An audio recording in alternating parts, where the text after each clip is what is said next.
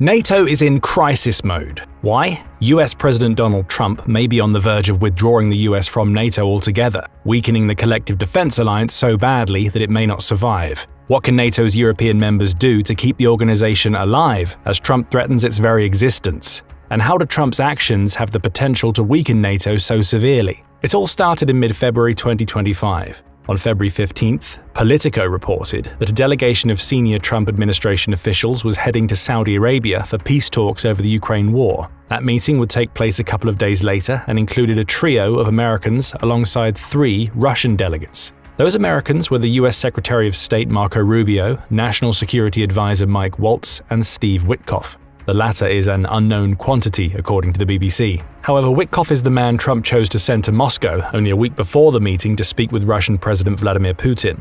On the Russian side of the discussion sat 2 of the country's leading diplomats, Russian Foreign Policy Advisor Yuri Ushakov and the country's Foreign Minister Sergei Lavrov. They were joined by Kirill Dmitriev, who heads Russia's Direct Investment Fund. He joined the discussions later when the US and Russia turned their attentions to economic matters moving forward. You may have noticed some strange absences from these Ukraine war peace talks. Nobody from Ukraine went to Saudi Arabia, and apart from the US, NATO had no presence during the meeting. Both were excluded from talks, essentially sidelining them to the point of irrelevance. That meeting was a major shot to NATO's status as a collective defense force. Rather than providing a united front and a collective show of strength, Trump elected to go it alone with his Putin discussions. The aftermath of that meeting has also caused issues for NATO and Ukraine. After Ukrainian President Volodymyr Zelensky expressed his dissatisfaction at not being invited to the talks, Trump said he was disappointed in the response. He also launched a scathing attack against Zelensky, branding him a dictator who has done a terrible job of leading Ukraine. Trump said that Zelensky was refusing to have elections in Ukraine. Though technically true, Zelensky did suspend Ukraine's elections, this claim ignores the fact that Ukraine has been under martial law since Russia invaded in February 2022. Most countries under martial law suspend elections until the issue causing martial law ends, and the Ukraine war hasn't ended. These verbal jabs were worrying from a NATO perspective. They showcase the collective defense organization's most powerful member seeming to conduct an about-face in policy. Rather than supporting Ukraine as the rest of NATO does, the US seemed to be antagonizing Kyiv. Even more worrying for NATO were the reports that the US and Russia used their talks to introduce the idea of a joint Arctic energy project. Politico quotes Dmitriev as claiming these discussions were fairly general, though they included some specific areas of cooperation that the US and Russia could explore. Again, this was a break from NATO policy. Most NATO members, including the US, have levied sanctions against Russia since Putin's invasion. Talk of renewed trade hasn't been on the agenda until Trump called Putin. And now those talks are starting to open up, the rest of NATO will worry because they're not involved in discussions that could affect the security of many of the organization's members. It all adds up to Trump seeming to switch the blame for the Ukraine war from Putin and towards Zelensky. He even said as much himself, speaking to reporters from his Florida home after the meeting. Trump confronted Zelensky's claims that he was upset over not being invited. "Today I heard, oh well, we weren't invited," Trump exclaimed. "Well, you've been there for 3 years. You should have ended it 3 years ago. You should have never started it. You could have made a deal." There are several other US actions since that meeting that have also impacted NATO's goal of creating a united front against potential aggressors. For instance, March 4th saw Trump suspend all US military aid to Ukraine in the wake of a contentious meeting he held with Zelensky in the White House. That decision means all shipments that haven't already arrived in Ukraine, including those in transit, will be paused as Trump reassesses America's involvement in the war. A day later, the US also announced that it had instructed its NATO allies not to share any US-generated intelligence with Ukraine. That impacts Ukraine as it loses access to information that helped it to target Russian positions. However, it's also yet another message to NATO. The US is the most important member of this group, and you must all do as America says. Of course, the US has the right to use any intelligence it gathers on any matter as it sees fit. However, this move is yet another example of Trump seeming to move away from the cooperative approach NATO has espoused for as long as it's existed. If Trump is willing to put limits on intelligence, then what comes next? Could he prevent NATO forces from using the logistical network America has created in Europe? Might he pull the 100,000 plus US military personnel stationed on the continent? Right now, nobody in NATO knows. But many of its most prominent members are likely asking those questions. After Trump announced these suspensions, French President Emmanuel Macron called for a meeting with the main military heads of the European Union or EU. The gathering is ongoing at the time of the creating of this video, but we'll likely see those military leaders confront the question of what Trump's decisions mean for both the EU and NATO. This isn't the first time Macron has hosted such a meeting. Just a couple of days before the Trump delegates met Putin's representatives in Saudi Arabia, Macron hosted a group of 11 European leaders in Paris to discuss the war.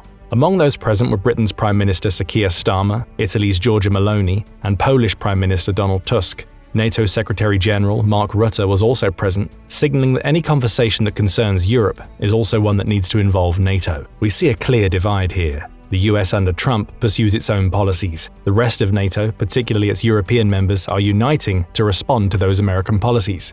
This isn't what a collective defense organization is supposed to do. Though each NATO member rightly has its own policies when it comes to internal politics, NATO has generally provided a united front when it comes to issues of war. That's changed under Trump's leadership. But does it mean Trump has killed NATO? It's a little bit premature to talk about the death of NATO, says former NATO political officer and senior fellow at Chatham House, Samantha de Bendern, during a debate over the topic held by France 24. It certainly seems to be weakened. I would say maybe even suffering from an autoimmune disease, because the link that seems to be weakening NATO is coming from within. It's coming from its strongest ally. Therein lies the problem for NATO. Trump's recent actions haven't destroyed the collective defense organization in one fell blow. However, they're chipping away at what makes NATO such a powerful defensive force against large military nations like Russia. And it's not just Trump who's chipping away. Members of his administration have also made it clear that Europe is in America's crosshairs. On February 14th, just days before Trump's delegates met Putin's people in Saudi Arabia, US Vice President J.D. Vance took the stage at the Munich Security Conference. That conference exists for allied nations, predominantly those who are part of or supported by NATO, to discuss defense. Only Vance didn't do that. Instead, he launched what The Guardian called a brutal ideological assault on Europe. That assault included accusations that Europe's leaders suppress free speech, have failed to halt illegal migration, and are running in fear from their voters. "What I worry about is the threat from within," Vance said as he questioned what he called Europe's internal retreat from its most fundamental values. Vance also indicated that the US is pulling away from Europe, which would also mean pulling away from NATO. If you are afraid of the voices, the opinions, and the conscience that guide your very own people, if you're running in fear of your own voters, there is nothing that America can do for you, nor for that matter, is there anything you can do for the American people. Again, we see a conscious division between America and its NATO allies. The speech by Vice President J.D. Vance in Munich was a very stark departure from the kind of speeches one makes at Munich, says de Bendern. This is also a departure from an unwritten rule in US diplomacy, which is internal politics stay at home. The US does not bring its internal political problems to the outside world and does not criticize the internal political problems or not of its allies. De Bendern also notes that Vance's speech included no mention of the threats facing Europe due to Russia, along with no mention of NATO. It all hints at Europe no longer being a priority for the US. And if there were any doubt about that, US Defense Secretary Pete Hegseth made America's approach clear on February 12th. During his first international trip, where he met many of America's NATO allies, Hegseth said that the US was no longer primarily focused on European security. He told other NATO leaders that he was here today to directly and unambiguously express that stark strategic realities prevent the United States of America from being primarily focused on the security of Europe. The Guardian notes that this exclamation was toned down from a draft Hegseth created in advance that he used to brief the press. In that draft, Hegseth seemed to suggest recasting the NATO alliance so that Europe bore the brunt of the organization's responsibilities. What's so extraordinary is that on one hand, the United States is saying to Europe, your security is no longer our priority, says de Bendern. And at the same time, it starts meddling inside the internal politics of other European countries. It's kind of Schrodinger's policies. It's neither dead nor alive. That may be what's killing NATO more than anything else. The Trump administration's approach to Europe seems designed to leave the continent in stasis. NATO's European leaders can't move forward with many of their policies without US involvement. That essentially cuts NATO off at the knees by creating a sense of disunity that plays right into Putin's hands. That's something NATO needs to counter, according to former commander of the Estonia Defense Forces, Riho Terras. Speaking to France 24, he explained that the summits being called by European leaders in the wake of Trump's actions need to deliver a clear statement. It's important to make sure that the message coming out of this meeting will be a very unified message that NATO will show resolve and unity, says Terras. The other thing we need to make sure is that Putin believes in NATO, because NATO is only as strong as its enemies take it. That sort of unity is going to be hard to showcase when the biggest NATO member seems to be heading in the opposite direction to the other 31 states of the alliance. Other Trump policies may also impact NATO in the coming months. For example, Trump hinted that he may apply tariffs on the EU on February 3rd. He's already applied a 25% tariff to Canada, another one of America's NATO allies, with the EU suggestion fueled by Trump's dissatisfaction with the bloc. They don't take our cars, they don't take our farm products. They take almost nothing and we take everything from them. Millions of cars, tremendous amounts of food and farm products, Trump told journalists in Florida. The BBC then asked if he intended to use tariffs to remedy those issues. Trump replied that there isn't a timeline, but it's going to be pretty soon. A couple of weeks later, Trump expanded on the issue. He claimed that the EU was formed in order to screw the United States. That's the purpose of it, and they've done a very good job of it.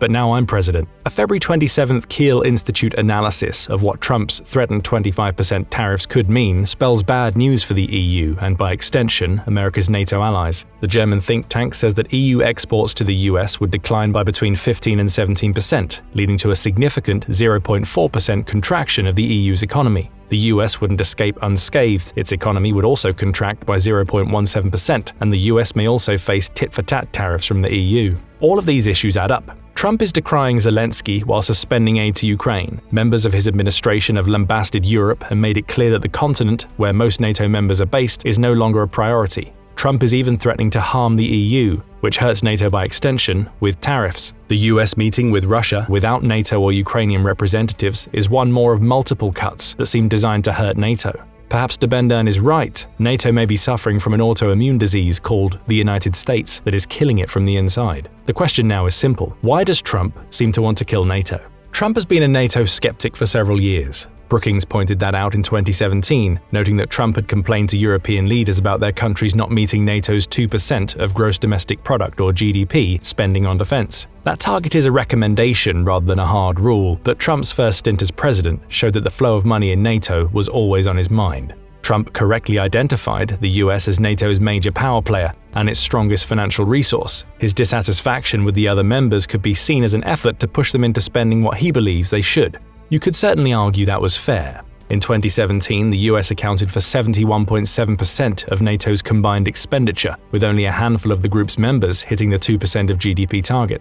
The situation has changed since. In 2024, 23 of NATO's 32 members hit the 2% target, demonstrating that the organization's European members were taking defense spending seriously. You might think that this would lead to Trump softening on NATO. His criticism played a part in this increased spending, alongside the Ukraine war, which would make America's president happier during his second term, but it hasn't. Former President Joe Biden accused Trump of being anti-NATO in 2024. He said, "When America gives its word, it means something. When we make a commitment, we keep it, and NATO's a sacred commitment." Donald Trump looks at this as if it's a burden. Those comments come in the wake of Trump claiming he'd let Putin do whatever he wanted with NATO members that didn't pay their way, and it shows that the divide that's now threatening NATO existed in the US before Trump started his second term. Today, Trump ally Elon Musk is calling for the US to leave NATO. He's been joined in those calls by some Republican politicians, including Utah Senator Mike Lee. Trump also brought up NATO spending again just weeks before he took office. On January 8th, he claimed that NATO's GDP target should rise to 5%.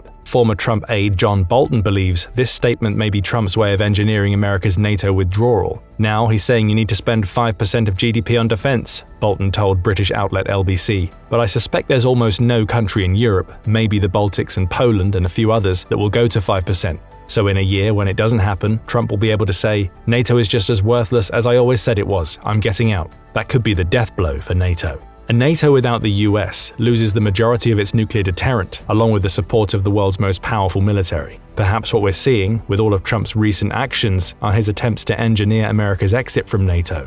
We don't know one way or the other yet. And that's the problem for the rest of NATO's members. As the BBC pointed out on February 26th, Europe's NATO members may no longer be able to rely on the US as the organization's anchoring power. As Chatham House European Programme Head Armida van Rij points out, the idea behind NATO was this all-for-one and one-for-all belief, and that's been broken.